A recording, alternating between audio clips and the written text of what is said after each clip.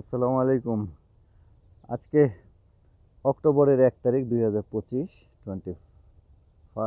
2025 October 1.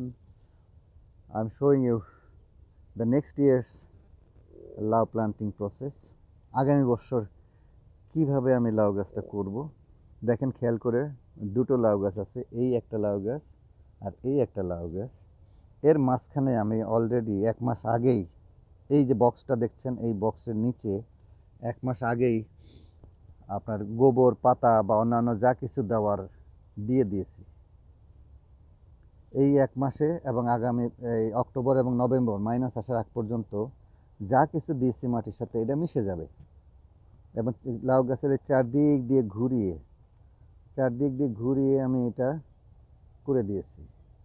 এরপরে মাঝখানে যেখানে আমি লাল শাক করবো বা পুঁই শাক করবো, যেমন এখানে আমার পুঁই শাক এখনো রয়ে গেছে, যেগুলো আমি উঠাই ফেলতেছি, ওইটার মধ্যে আমি মাটি 6 ইঞ্চি গভীর করে 7 ইঞ্চি গভীর করে এই যা কম্পোস্ট, গোবর, পাতার গুঁড়া বা পিটমস যা কিছু দেওয়ার, এই সব কিছু দিয়ে মাটি চাপা দিয়ে ফেলছি।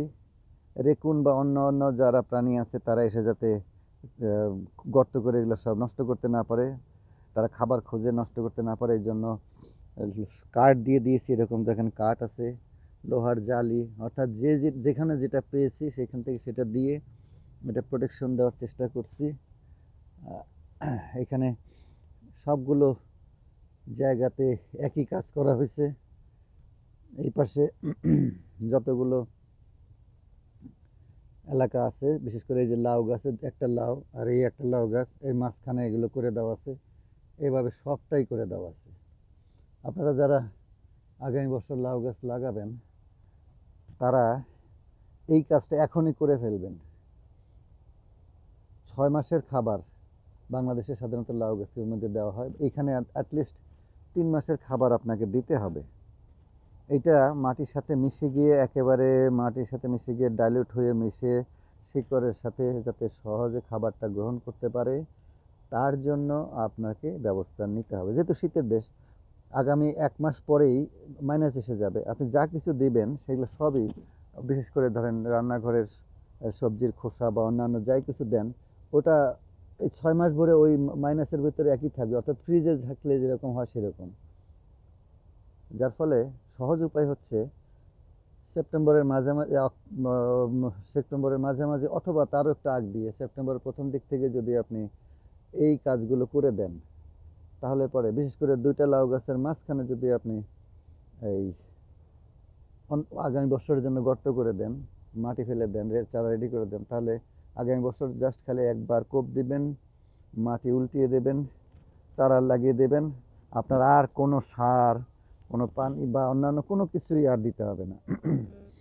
আজকে দেখেন এটা অক্টোবরের 1 তারিখ, সবারই লাউ গাছ মরে গেছে, কিন্তু খেয়াল করে দেখেন আমার বাগানে এই যে একটা লাউ আছে, ওইখানে একটা, এইখানে একটা, ওই যে একটা, ওইখানে 3টা 4টা 5টা 6টা 7টা 8টা 9টা 10টা 11টা 12টা, উপরে আরও আছে। এরকম প্রচুর লাউ কিন্তু অক্টোবরের 1 তারিখেও আছে। এগুলো আরও 15 দিন চলবে। সুতরাং যত ভালোভাবে মাটি তৈরি করে দেবেন তত ভালোভাবে ফসল পাবেন, এবং একটা লাউ গাছ থেকে কম করে হলে 30টা লাউ আপনার আসবেই ইনশাল্লাহ। অনেকেরই আসছে, বিশেষ করে নবাসকশি অঞ্চলে অনেকেই লিখছেন যে তাদের লাউ গাছে, একটা লাউ গাছে 30টা লাউ আসছে।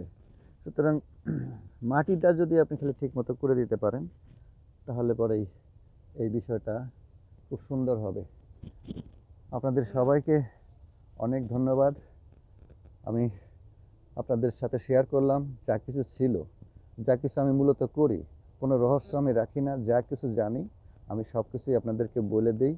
আপনারা সেই অনুযায়ী করার চেষ্টা করেন, একটু একটু ভালো করার চেষ্টা করেন। আর যদি কারো কোনো বুদ্ধি থাকে বা কোনো টেকনোলজি জানা থাকে তাহলে শেয়ার করেন, আমাকেও জানান। সবাইকে ধন্যবাদ। আল্লাহ হাফেজ।